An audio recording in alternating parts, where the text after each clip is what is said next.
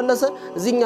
ደሴት ላይ ሲደርስ መንገድ ላይ ታመመ ከዛሬ ነገ ይድናል ብለን ያሰብን መዳን ሳይችል ቀረ ልጁን ይዞ ነበር መጨረሻ ላይ ሞተ ሊሞት ሲል ግን አንድ ወስያ ተናገረ በዱንያ ላይ አንድ አማና ያለው ሰው አግኝቼ እቺን አንገት ጌጥ አግኝቶ የሰጠኝ ሰው አለ ያን ሰው አላህ አገናኝቶኝ ልጄን ብድረው ይያለ ይመኝ ነበር ያላህ ተአምር ይሄንን አሳየን አሉት በጣም የሚገርም ነበር አቡበከር ኢብኑ በዛዝ ያንን ገንዘብ ሚስቲቱ ልጅቱን አገባት እሷን አግብቷት ሁለት ልጅ ወለዱላት ሞተች ገንዘቡን ወረሱት በመቶ ሺዎች የሚቆጠር ዲናር ሸጡት ዛሬ ድረስ ምንኖረው እኔና ደረሶቼ በሱ ገንዘብ ነው ይላሉ ለአላህ ብለው ተውት ነገር አላህ ዘንድ ያለውን የሚሰጠውን ክብር ተመልከቱት ያገኙትን ዋጋና ደረጃም እዩት ይህ ነው እስልምና ለአላህ ብለን ምን ተው ነገር ሁለት ሀገራችንን ያረጋግጥልናል የዱንያን ሰላም የውስጣችንን መረጋጋት ሳቲስፋክሽን የሚባለው ነገር ያመጣልናል አኺራም ላይ ከአላህ ቁጣ ይጠብቀናል የአላህን ጀነት በሰላም እንድንጎናጸፍ እድል ይሰጠናል ዛሬ ላይ ያለ ስግብግብነት ያለ መቅበዝበዝ በተለያየ አይነት መልኩ ዱንያን በእኛ ፍጥነት አቅል ብልጠት የሚመጣ መስሎን ሐራሙን ሐላሉን እየቀላቀልን ምንኖር ሰዎች የተወሰነልን እንጂ አናውገኝም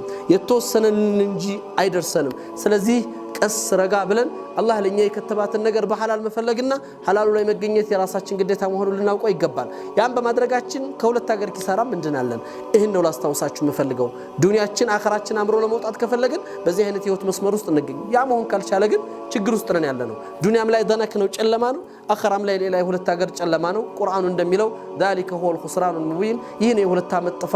ሀገር ጥፋት የሁለት ሀገር ኪሳራ ይለናል አላህ Subhanahu Wa Ta'ala ኪሳራችን ዳብል እንዳይሆን በዱንያም ሳንደሰት አኺራም ላይ ደግሞ የአላህን ቁጣ ለመጎናጸፍ ራሳችንን ባናሽቀዳደም መልካም ይሆናል ብያምናለሁ አላህ Subhanahu Wa Ta'ala ሰምተው ከሚጠቀሙት ስራ ላይ ከሚለውጡት ራሳቸውን በአላህ ፍራቻ ከሚያንጹትና ለአላህ ብለው ተተው የሁለት ሀገር ካሳን ከሚያገኙት ሰዎች አድርገን ኢንሻአላህ በቀጣይ እንገናኛለን ወቢላሂ ተውፊቅ ወሰላሙ አለይኩም ወራህመቱላሂ ወበረካቱ